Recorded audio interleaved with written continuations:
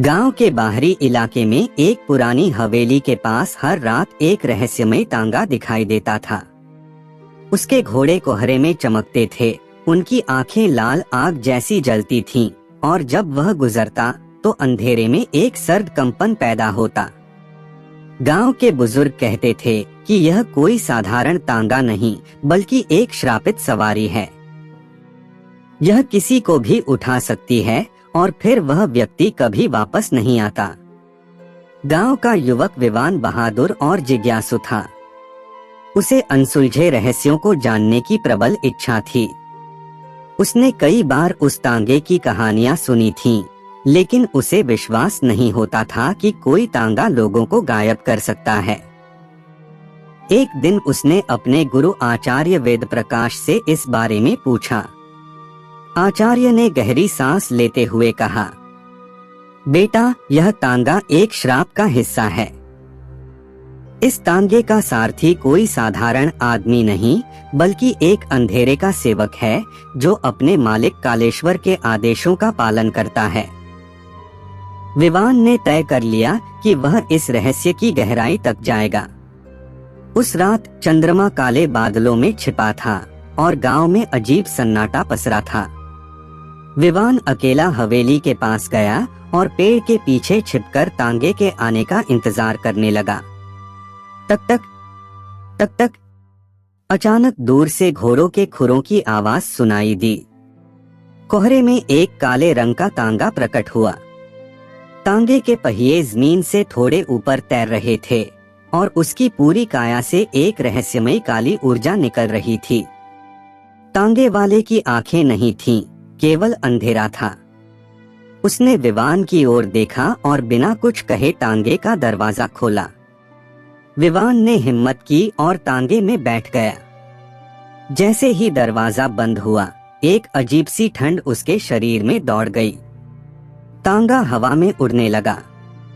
जब विवान ने बाहर झांका तो पाया कि वे अब गांव में नहीं थे, बल्कि एक काले जंगल में प्रवेश कर चुके थे।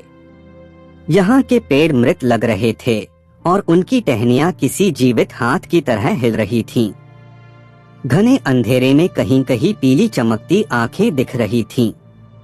तभी एक रहस्यमय आवाज आई, कई सालों बाद कोई जीवित आत्मा यहाँ आई है। विवान ने पीछे मुड़कर देखा। तांगे वाले का चेहरा अब एक धुआंधार आकृति में बदल चुका था। उसके हाथ लंबी नुकीली उंगलियों में बदल रहे थे। अब तुम कभी वापस नहीं जा पाओगे, तांगे वाले ने दहाड़ लगाई। विवान घबरा गया, लेकिन तभी उसे आचार्य वेद प्रकाश द्वारा दिया गया ताबीज याद आया। उसने झट से अपनी जेब से ताबीज निकाला और मंत्र पढ़ने लगा। नमः शिवाय, ह्रीं क्लीं कालेश्वराय नमः। ताबीज से अचानक एक उज्ज्वल प्रकाश निकला और तांगे वाला चिल्लाने लगा। लेकिन तभी एक और गहरी आवाज गूंजी, मंत्रों से हमें नहीं हराया जा सकता बालक। आसमान में बिजली चमकी और सामने एक महलनुमा खंडहर प्रकट हुआ। यह वही स्थान था जहां काली शक्तियों का स्वामी कालेश्वर निवास करता था। कालेश्वर कोई साधारण तांत्रिक नहीं था। वह एक महाघोरी था जिसने अमरता की खोज में हजारों लोगों की बलि दी थी। लेकिन उसके घमंड के कारण देवताओं ने उसे एक शापित नगरी में कैद कर दिया। विवान को अब समझ आया कि यह तांगा दरअसल कालेश्वर के लिए आत्माएं इकट्ठा करता है। तभी एक जोरदार गूंज के साथ महल के दरवाजे खुले। अंदर एक ऊंचे सिंहासन पर एक विकराल आकृति बैठी थी, कालेश्वर। उसकी आंखें अंगारों जैसी जल रही थीं। उसकी लंबी दाढ़ी थी और बालक, तुमने हमारे राज्य में प्रवेश कर बहुत बड़ी गलती की है। अब तुम्हारी आत्मा हमारी होगी। विवान ने सोचा कि अब बचना मुश्किल है, लेकिन उसने अपने गुरु की दी हुई पुस्तक खोली और उसमें लिखे मंत्रों का जाप करने लगा। ह्रीं काल विनाशाय स्वाहा। अचानक जमीन हिलने लगी और महल की दीवारों से धुआं निकलने लगा। कालेश्वर की शक्ति कमजोर पड़ने लगी। वह चीखते हुए आगे बढ़ा लेकिन विवान ने मंत्र जारी रखा। जैसे ही आखिरी मंत्र पूरा हुआ, एक दिव्य प्रकाश फैला और कालेश्वर तथा उसकी काली नगरी जलकर राख हो गई। विवान ने आंखें खोली तो वह गांव के मंदिर के सामने था। चारों ओर गांव के लोग इकट्ठा थे। आचार्य वेद प्रकाश ने उसकी ओर देखा और मुस्कुराते हुए बोले, तुमने केवल अपने आप को नहीं बल्कि हजारों आत्माओं को मुक्ति दिलाई है। अब वह शापित तांगा कभी वापस नहीं आएगा। विवान ने राहत की सांस ली। उसने आसमान की ओर देखा, चांद फिर से चमक रहा था, लेकिन दूर जंगल में कोई परछाई अब भी हिल रही थी। विवान को लगा कि अब सब खत्म हो गया है, लेकिन उसके मन में एक अजीब बेचैनी थी। क्या सच में कालेश्वर पूरी तरह नष्ट हो चुका था? वह मंदिर के आंगन में बैठा था जब आचार्य वेद प्रकाश ने उसके कंधे पर हाथ रखा। क्या बात है पुत्र, तुम्हारा चेहरा अब भी चिंतित लग रहा है, आचार्य ने पूछा। विवान ने धीरे से कहा, गुरुदेव, मैंने जाते जाते जंगल में एक परछाई को हिलते हुए देखा था। क्या यह संभव है कि कालेश्वर की शक्ति पूरी तरह समाप्त न हुई हो? आचार्य वेद प्रकाश ने गहरी सांस ली और बोले, ब्रह्मांड में अच्छाई और बुराई दोनों का संतुलन होता है पुत्र। हो सकता है कालेश्वर की कुछ ऊर्जा अब भी कहीं बची हो, लेकिन अभी तुम्हें डरने की जरूरत नहीं। तुमने महान कार्य किया है और तुम्हारी आत्मा अब पहले से अधिक शक्तिशाली हो चुकी है। रात गहरी हो चुकी थी। गांव में एक अजीब शांति थी, लेकिन तभी विवान को हवा में घोड़ों की टापों की हल्की सी आवाज सुनाई दी। उसका दिल तेजी से धड़कने लगा। उसने पलटकर देखा, कोई नहीं था, लेकिन मंदिर के पास की जमीन पर तांगे के पहियों के निशान पड़े थे। और फिर हवा में एक धीमी आवाज गूंजी, यह अंत नहीं है विवान, मैं फिर लौटूंगा। विवान का चेहरा गंभीर हो गया। उसने चुपचाप अपनी मुट्ठी भींची और प्रण किया, अगर वह फिर लौटेगा तो मैं भी तैयार रहूंगा। कुछ महीने बीत चुके थे। गांव में सब कुछ सामान्य लग रहा था, लेकिन विवान को अंदर ही अंदर अजीब बेचैनी महसूस होती थी। उसे अब भी रातों में कभी कभी घोड़ों की टापों की आवाज सुनाई देती। एक दिन गांव के बाहरी इलाके में रहने वाले एक बुजुर्ग रामदास अचानक गायब हो गए। लोगों ने उनकी तलाश की, लेकिन उनका कोई पता नहीं चला। फिर तीसरी रात रामदास का बेटा घबराता हुआ मंदिर आया।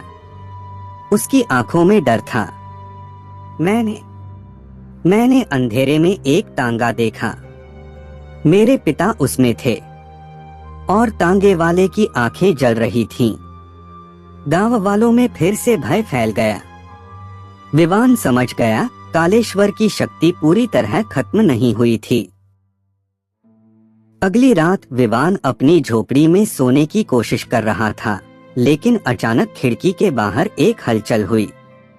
उसने झांक कर देखा, लेकिन कुछ नहीं था। जैसे ही वह मुड़ा, उसकी झोपड़ी की दीवार पर कुछ खुदा हुआ दिखाई दिया। अंधेरा फिर लौट आया है। अब कोई नहीं बचेगा। विवान को अब यकीन हो गया कि उसे फिर से इस रहस्य को सुलझाना होगा। अगली सुबह वह आचार्य वेद प्रकाश के पास पहुंचा और उन्हें सब बताया। आचार्य ने एक प्राचीन ग्रंथ निकाला जिसमें कालेश्वर के बारे में और अधिक जानकारी थी। इसमें लिखा है कि कालेश्वर की आत्मा पूरी तरह नष्ट नहीं हुई थी। जब तुमने उसे हराया तो उसकी ऊर्जा के कुछ अंश इस धरती पर बचे रह गए। अगर वह शक्ति फिर से जागृत हो गई तो अंधेरा वापस आ सकता है। विवान ने गंभीरता से पूछा, तो हमें उसे रोकने के लिए क्या करना होगा? आचार्य ने कहा, हमें कालेश्वर का मूल ग्रंथ ढूंढना होगा। उसमें इसका समाधान छिपा हो सकता है। ग्रंथों के अनुसार वह रहस्यमय ग्रंथ एक तांत्रिक गुफा में छिपा था, जो गांव से दूर पहाड़ों के बीच स्थित थी। विवान ने यात्रा शुरू की। यह रास्ता आसान नहीं था। गहरी घाटियां, घने जंगल और रास्ते में अनजानी शक्तियां। जैसे ही वह गुफा के करीब पहुंचा, अचानक हवा भारी हो गई। अंधकार घना होने लगा। तभी एक आवाज आई, तुम वापस क्यों आए हो विवान? विवान पीछे मुड़ा। तांगे वाला सामने खड़ा था, इस बार पहले से भी अधिक खौफनाक। विवान ने तांगे वाले को घूरकर देखा। उसकी आंखें अब भी नहीं थीं, बस अंधकार था।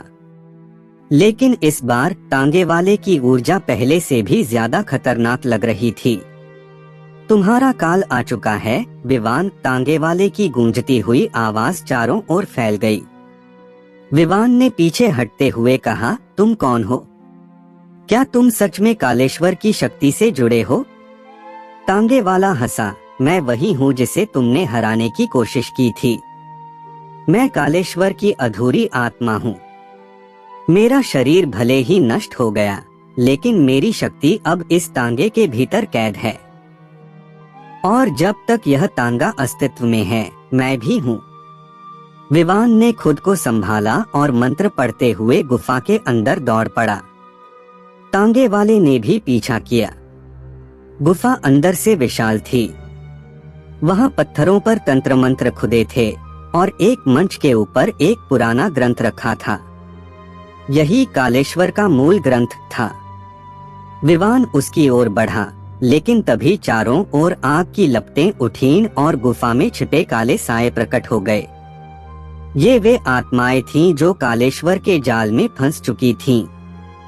विवान ने ग्रंथ उठाया और पढ़ने लगा। उसमें लिखा था, कालेश्वर को पूर्णतः समाप्त करने के लिए उसके तांगे को भस्म करना होगा, क्योंकि उसकी आत्मा अब उसी में समाहित है। जब तांगा नष्ट होगा, तब ही उसका अस्तित्व मिटेगा। तभी तांगे वाले ने गुफा के अंदर प्रवेश किया और चिल्लाया, तुम्हें यह जानकर कोई फायदा नहीं विवान। मैं तुम्हें यहाँ से जिंदा नहीं जाने दूंगा। गुफा हिलने लगी। कालेश्वर की छाया विशाल हो गई और अंधकार में बदलने लगी।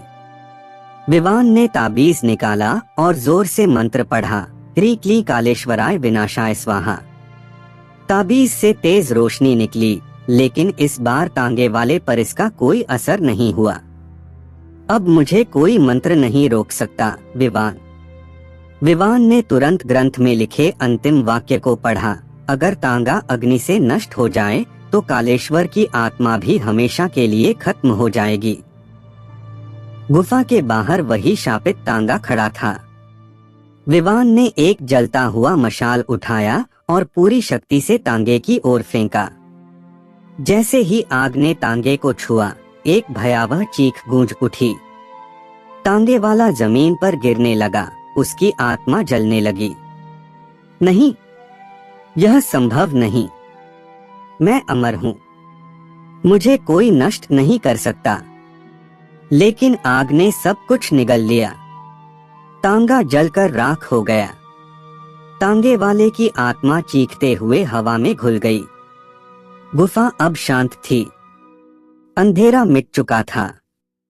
विवान ने राहत की सांस ली। जब वह वापस गांव पहुंचा तो लोगों ने उसे घेर लिया। आचार्य वेद प्रकाश ने उसके माथे पर हाथ रखा और बोले, आज तुमने न केवल इस गांव बल्कि पूरी धरती को एक बहुत बड़ी काली शक्ति से मुक्त किया है। अब यह श्राप कभी वापस नहीं आएगा।